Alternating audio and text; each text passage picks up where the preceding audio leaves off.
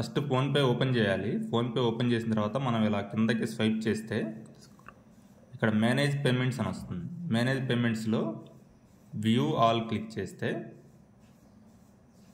UPI bank accounts click చేయాలి. ఇక్కడ add new bank account తీసుకుని ఇక్కడ మనకి ఆంధ్రప్రదేశ్ గ్రామీణ బ్యాంక్ అని టైప్ చేయాలి.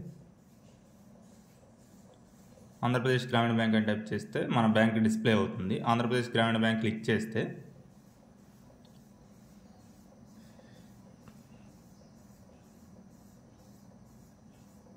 ఇలా మనకి అకౌంట్ డీటెయిల్స్ ఫెచ్ అవుతాయి. దీనికి కండిషన్ ఏంటంటే ఒక మొబైల్ నెంబర్కి ఒక సిప్పే లింక్ అయి ఉండాలి. ఒక మొబైల్ నెంబర్కి మల్టిపుల్ సిప్స్ లింక్ అయి ఉంటే అది ఫెచ్ అవ్వదు మనకి. ఒకవేళ ఫెచ్ అయినా ఎర్రర్ డీటెయిల్స్ వస్తాయి.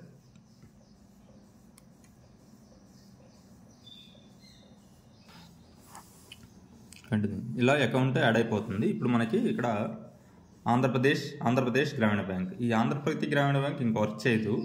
మనం ఆంధ్రప్రదేశ్ గ్రామీణ బ్యాంక్నే క్లిక్ చేయాలి. ఆంధ్రప్రదేశ్ గ్రామీణ బ్యాంక్ క్లిక్ చేసాము. సెట్ యూపీఐ పిన్, మనకి ఓల్డ్ యూపీఐ పిన్స్ ఏం వర్క్ అవ్వవు. మనం న్యూ యూపీఐ పిన్ మళ్ళీ సెట్ చేసుకోవాలి. సెట్ యూపీఐ పిన్ క్లిక్ చేయాలి.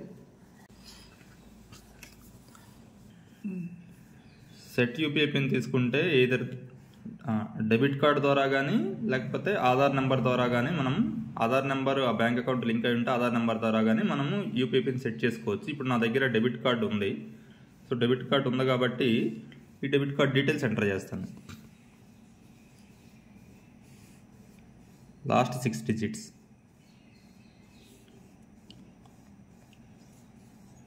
And expiry date. ఒకవేళ డెబిట్ కార్డు లేకపోతే త్రూ ఆధార్ ద్వారా కూడా మనం ప్రొసీడ్ అవ్వచ్చు. Aadhaar number, Aadhaar card, bank account link అయి ఉండాలి. ఇక్కడ యూపీఐ పిన్ సెట్ చేసుకోవాలి.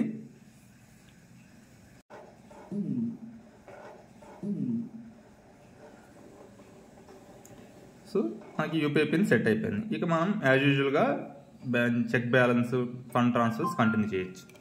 Okay, thank you.